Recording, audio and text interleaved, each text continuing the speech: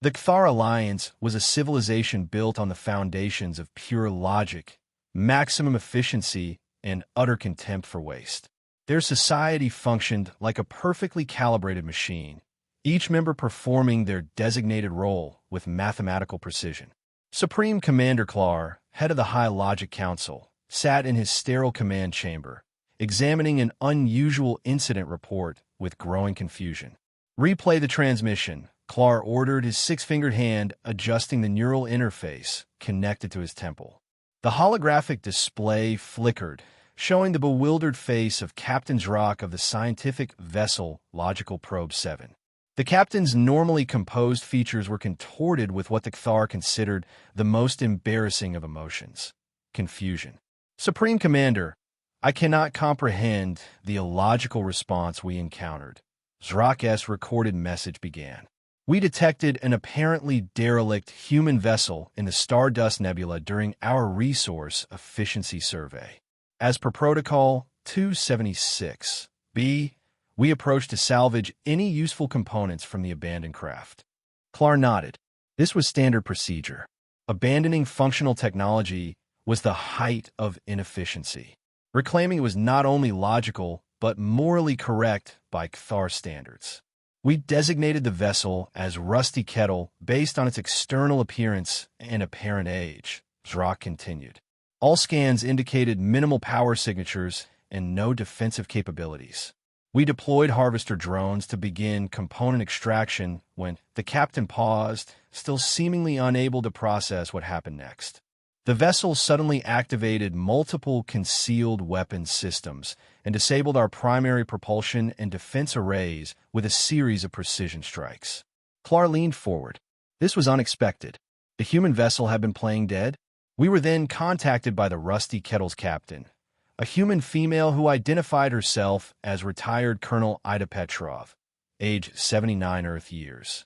Her crew appeared to consist entirely of elderly humans, including a hearing-impaired chief engineer and a helmsman suffering from joint inflammation. The recording shifted to show a human female with silver hair pulled into a tight bun. Her weathered face bore the marks of age, but her eyes sparkled with what Klar recognized as the dangerous human emotion of amusement. "Hello there, logic boys," the human said, her voice carrying a gruff timbre. "Thought you'd help yourself to my ship, did you? Didn't your mothers teach you to ask before taking?" Behind her, Klar could see other elderly humans moving about the bridge with surprising efficiency. One, a male with facial hair and a device in his ear, was shouting, "What? What did they say? Tell them I've got more, where that came from." The human female, Colonel Petrov, smiled in a way that had nothing to do with friendliness.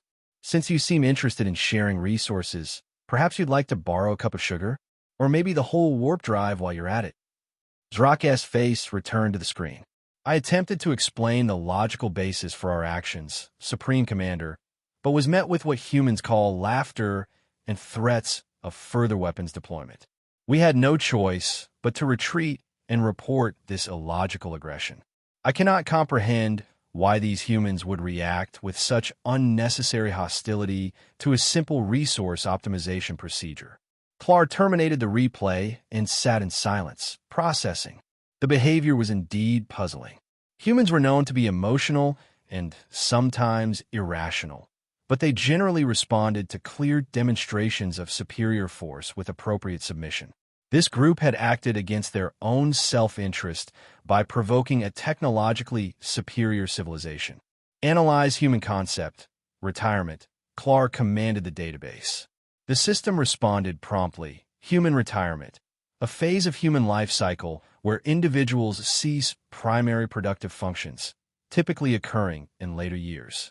Retired humans receive resource allocations, pensions, despite no longer contributing to production." Klar's facial ridges furrowed. Illogical. Why maintain non-productive units? After consulting with the High Logic Council, Klar made what he considered the only rational decision. He would dispatch an efficiency enforcement squad to investigate and correct this behavioral anomaly. 3 modern Cathar destroyers, led by Commander Tark, would be sufficient to capture the human vessel analyze their technology and psychology, and prevent similar waste in the future. This is not a military action, Klar informed Tark during the mission briefing. This is merely a correction of inefficient behavior. Capture the human vessel intact with minimal damage. We wish to understand this aberration. Commander Tark, a Kthar known for his strict adherence to logical protocols, bowed slightly. It shall be done with maximum efficiency, Supreme Commander. As the Kthar enforcement fleet departed, none of them could have predicted what awaited them in the Stardust Nebula. Colonel Ironida Petrov watched the Kthar vessels disappear into hyperspace on her tactical screen and took a long sip from her mug of tea, liberally enhanced with bourbon. Well, that went about as expected, she said to her bridge crew. Those logic-bound calculators will be back with friends. Her communications officer, former Admiral Jorge Mendez, 82, looked up from his console. Should we call Fleet Command, Colonel? Ida snorted. Fleet Command would just tell us to stand down and let the diplomats handle it. I've had enough diplomacy for one lifetime. She drummed her fingers on the arm of her captain's chair, the artificial joints making a distinctive clicking sound. No, I think it's time to call the card club instead. Mendez grinned, revealing a set of perfectly maintained dental implants. Haven't used that old encrypted channel in years. Dust it off, Ida ordered. Send this message. Stuck-up Kthar logicians causing trouble again. Cleanup needed in Stardust Nebula. Anyone free brings snacks and ammunition. Within hours, civilian vessels from across 3 sectors began altering their courses toward the Stardust Nebula. Ships with names like the Silver Slugger, the Hearing Aid, and Grandma's Fury, all piloted by humans well past what younger generations considered their prime. Kthar intelligence satellites detected the movement, but classified it as inefficient migration or low-level commercial activity. Their analysts were busy trying to understand the concept of human retirement and its military implications. After extensive analysis, the chief intelligence officer reported to Klar, "We believe retirement is a strategic hibernation phase. The most dangerous human warriors are kept in a dormant state, with resource allocations serving as maintenance costs for these assets. Their lack of fear stems from priority attack programming. These units can be rapidly reactivated during crises." Klar nodded, satisfied with this explanation. It aligned with Kthar logic. Preserve your most valuable weapons for when they're truly needed. And the designation, Colonel? A rank indicating significant combat experience and kill efficiency, the intelligence officer explained. This, Ida Petrov, has likely terminated many opponents. Meanwhile, Earth Command issued a standard diplomatic statement expressing concern about the activities of private citizens and asserting no connection to any actions they might take. Secretly, they monitored the situation closely, updating Kthar countermeasure protocols based on information from the veterans.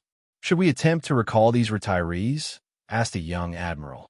The fleet commander, only 5 years from retirement himself, smiled thinly. "You try telling Colonel Petrov what to do."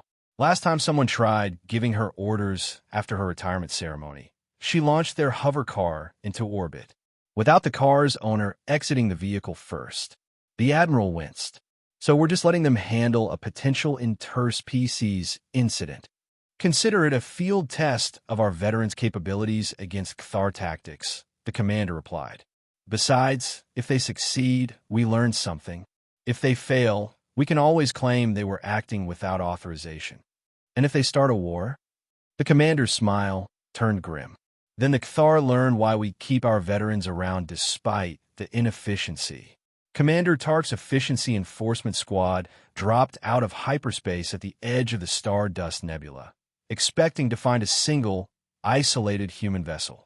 What greeted them instead was a loose formation of approximately 20 ships of various sizes and designs, clustered around the rusty kettle like remora fish around a shark. "Commander," his sensor officer reported, "I'm detecting unusual audio transmissions between the human vessels. They appear to be broadcasting music." Tark's auditory receptors picked up the sounds, a primitive but rhythmic Earth cultural artifact known as classic rock blaring across open channels. The logical conclusion was that the humans were using it to mask tactical communications.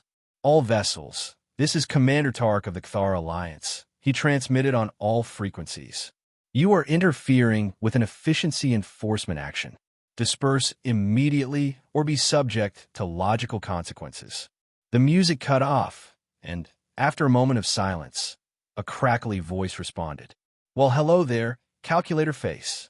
This is Captain Malcolm Reynolds of the Silver Slugger. We're just having ourselves a little reunion party. Care to join? My wife made cookies. Tark's logic centers processed this response and found it severely wanting. You are harboring a vessel that has committed aggression against the Kthar Alliance. Stand aside while we apprehend it. Another voice cut in, female, elderly, but with unmistakable authority. This is Colonel Ida Petrov. Your salvage team tried to strip my ship while we were running diagnostics. We responded appropriately. Leave now, and we can forget this unfortunate misunderstanding. Tark signaled his tactical officer to prepare weapons. Your inefficient emotional responses are noted but irrelevant. You will surrender your vessel for inspection and component reclamation. There was a pause. Then Petrov's voice returned, noticeably cooler. I see. While I tried diplomacy, Card Club, it looks like these youngsters need a lesson in manners. What followed defied all Kthar tactical predictions. Instead of forming a defensive perimeter as military doctrine would dictate, the human vessels scattered in seemingly random patterns. A bulky freighter designated the Duct Tape Dream suddenly engaged its engines at full power, not to flee but to position itself directly above the lead Kthar destroyer. Its cargo bay doors opened, and before Tark could order evasive maneuvers, it released dozens of shipping containers filled with scrap metal and industrial waste. The containers didn't damage the Kthar vessel shields, but they created a chaotic sensor environment that temporarily blinded their targeting systems. Meanwhile, a small, swift vessel named Denture Vengeance had somehow hacked into the Kthar communication system, replacing logical command sequences with complex cooking recipes or endless loops of a particularly jarring form of human music called polka. Commander, the communications officer called out in distress. Our systems are being corrupted with nonsensical data patterns. Tark attempted to issue orders, but his words were drowned out by a cheerful voice saying, add 2 cups of flour and beat vigorously for 7 minutes until stiff peaks form. On the bridge of the rusty kettle, Colonel Ida Petrov coordinated the assault with decades of combat experience, exploiting weaknesses in Kthar ship design that they considered theoretically negligible. Her chief engineer, Dr. Howard Deff, as opposed to Williams, had rigged a series of modified mining charges that, when detonated in precise sequence, created harmonic vibrations that disrupted the Kthar ship's power distribution systems. Status report. Tark demanded as his flagship's lights flickered. Multiple systems failing. Commander, his second-in-command reported. The humans are using irrational attack patterns. Our prediction algorithms cannot establish a coherent defense strategy. As if to emphasize this point, the Kthar vessel's external sensors were suddenly flooded with the image of a giant, three-dimensional space cat playing with the Kthar destroyers as if they were toys. The massive holographic projection, created by a team of retired engineers aboard the Duct Tape Dream, caused further sensor confusion and psychological distress among the more inexperienced Kthar crew members. Adding to the chaos, one of the human ships, the Sideline Spectator, piloted by an 80-year-old former war correspondent, began broadcasting a live commentary of the battle on open channels. And there goes the Silver Slugger with a beautiful feint to starboard. Oh, the Kthar destroyer falls for it completely. That's going to leave a mark on both the ship and their pride. Folks, let's see if they've learned anything about fighting senior citizens with nothing to lose. Tark struggled to apply Kthar tactics based on logic and efficiency, but they failed utterly against the humans' deliberately chaotic and illogical solutions. The Kthar prediction algorithms continuously returned error messages. Within 47 minutes, a time frame Tark would later refuse to confirm in his report, all 3 Kthar destroyers have been disabled, suffering significant but non-lethal damage. The humans had systematically targeted propulsion, weapons, and communication systems while deliberately avoiding life support or crew quarters. They're not trying to destroy us, Tark realized with a shock that bordered on the emotional. They're humiliating us. This was confirmed when Colonel Petrov's voice came through on the only communication channel still functioning. Commander Tark, your vessels have been disabled. We could destroy them, but that would be wasteful, wouldn't it? Instead, I invite you and your senior officers to board the Rusty Kettle for tea and a civilized discussion about manners. Tark, faced with no logical alternative, agreed to the meeting. The Cathar commander and 5 of his senior officers were transported to the Rusty Kettle, where they were escorted to what humans called a mess hall. The room was decorated with items Tark classified as memorabilia with no tactical value: old photographs, medals, and handcrafted objects. Colonel Petrov sat at the head of a large table, flanked by several other elderly human captains. She gestured for the Cathar to take seats opposite them. Tea? Coffee? Something stronger? She offered, as a server placed steaming mugs before them. Tark remained rigidly upright. I am here to negotiate the terms of this conflict's resolution. Petrov sipped from her mug, which smelled strongly of ethanol. The terms are simple. We want 4 things. Tark prepared himself for demands of territory or technology.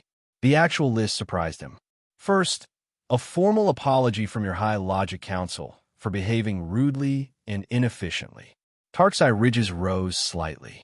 Inefficiently? Yes, said a human male with a device in his ear. Dr. Williams, the chief engineer. You wasted resources attacking ships that weren't threatening you, based on incomplete data. Most inefficient. He shouted these last words, apparently unable to modulate his own volume. Second, Petrov continued, a large shipment of that blue Cathar liquor. Tall, I believe it's called. Captain Reynolds here has developed quite a taste for it. The human in question, a round-faced male with silver facial hair, grinned and raised his mug. Smoother than Tennessee whiskey, if you can believe it. Third, sponsorship of the annual Intergalactic Senior Bridge Championship. Bridge? Tark inquired, momentarily confused about structural engineering. It's a card game, explained another human. Strategic thinking, partner coordination. You might actually enjoy it. And finally, Petrov concluded, your people will publish a paper in your leading scientific journal acknowledging the existence of successful strategies not based on pure logic. Tark attempted to analyze these demands using Cathar logic, searching for hidden strategic purposes, but found none. These requests seemed pointless, even frivolous. Yet these humans had defeated 3 modern Cathar destroyers using obsolete ships and improvised tactics. I must consult with Supreme Commander Klar, Tark finally said. Of course, Petrov nodded. Use our communications array. Yours seems to be experiencing technical difficulties. While waiting for a response, Tark found himself seated next to Colonel Petrov, who was nursing another drink. May I ask a question about human retirement? Tark ventured, genuinely curious. Fire away, Petrov replied. Our analysis suggests it is a form of strategic hibernation, where your most dangerous warriors are kept in reserve with maintenance payments. Is this accurate? Petrov burst out laughing, a sound that made Tark's sensory ridges flatten against his skull. That's the most ridiculous, she caught herself, seeing the genuine confusion in the alien's posture. No, Commander. Retirement is... It's finally having time to go fishing without the boss calling you. It's being allowed to yell at the neighbor's noisy kids without reprimand. It's doing what you want when you want without asking permission. But the resource allocations to non-productive individuals. Our payment for services already rendered, she interrupted. I gave the Federation 47 years of my life, Commander. I've earned my rest and my pension. And yet you are here, engaged in combat, Tark pointed out. Petrov's eyes twinkled. That's the beauty of retirement. No one can order me not to.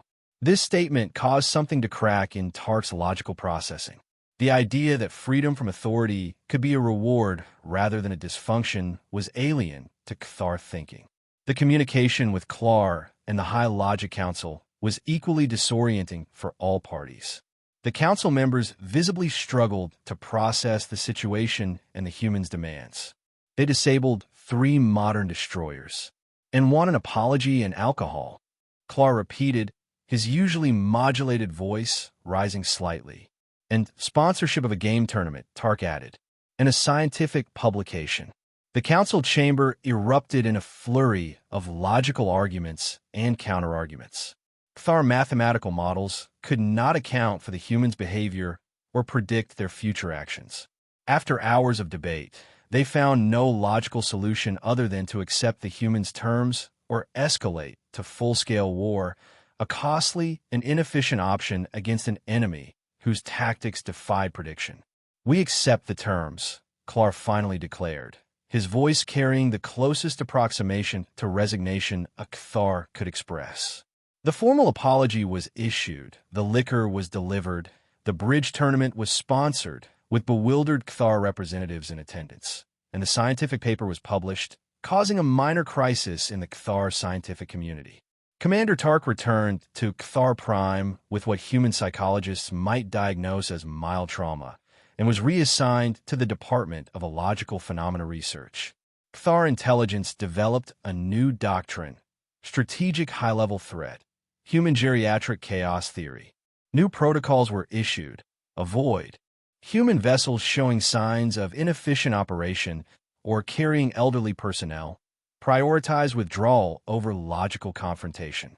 Meanwhile, Colonel Ida Petrov and her crew aboard the Rusty Kettle, along with their veteran friends, enjoyed their spoils, particularly the Cthar liquor. They complained that the young Cthar were too easy to bully these days and began planning their next vacation, possibly checking in on a region rumored to have disrespectful space pirates operating there. Ida looked out at the stars, sipping her Ctharvtal, and murmured, "Retirement is wonderful. Finally have time for old hobbies." In his sterile command chamber on Cthar Prime, Supreme Commander Clar and the High Logic Council were attempting to build a mathematical model to predict the behavior of retired humans. The model kept collapsing in logical paradoxes. Perhaps, one council member ventured hesitantly, there is a form of efficiency we have not yet comprehended in their apparent chaos. Clar's ridges furrowed. Monitor the movements of all known retired human military personnel, especially this Card Club. His aide made a note in the system. And if they approach Cthar space again? Clar stared at the star map, focusing on the blinking that represented the Rusty Kettle. Implement emergency protocol Omega-9. The full-scale retreat protocol? But Supreme Commander, I have analyzed all possibilities, Clar interrupted. The most logical course of action when facing retired humans is to be elsewhere. Quickly, the Cthar prided themselves on learning from their mistakes. This lesson, however illogical, would not need to be taught twice. 6 months later, Colonel Ida Petrov sat in the Rusty Kettle's command chair, reviewing star charts with her navigator, former Captain Wei Lin, whose arthritis hadn't diminished her spatial awareness one bit. "The Crimson Nebula looks promising," Wei suggested. "Lots of unregistered traffic, rumors of smuggling operations. Perfect for our next cruise," Ida agreed. Her communications officer looked up from his console. "Colonel, incoming transmission from the Silver Slugger. Malcolm says they've detected Cthar activity in the Orion sector." Ida's eyes lit up with that danger sparkle. "Has he now? Well, we can't have those logic boys causing trouble again, can we? Tell everyone to fuel up and pack extra ammo." She patted the arm of her captain's chair affectionately. The card club is due for another game night. Throughout Cthar space, a new alert was added to all vessel identification protocols. If a human ship is detected with crew ages averaging over 65 Earth years, immediate withdrawal is the only logical response. This protocol would save countless Cthar lives in the years to come, though none of them would ever fully understand why their logical superiority failed so completely against humans who had simply stopped caring about rules, regulations, and permission. As Dr. Williams put it during one particularly rowdy engagement, the best thing about being old is knowing which rules matter and which ones don't. And when someone tries to scrap your ship without asking, well, He adjusted his hearing aid to better enjoy the sound of Cathar distress calls. That's just plain rude. The High Logic Council eventually dedicated an entire research division to understanding the phenomenon they reluctantly termed the retirement paradox. Their conclusion, after years of study, was both simple and deeply disturbing to the logical Cathar mind. Some beings become more dangerous precisely when they have nothing left to lose and no one left to answer to. Retirement, it seemed, wasn't the end of usefulness. It was the beginning of absolute freedom.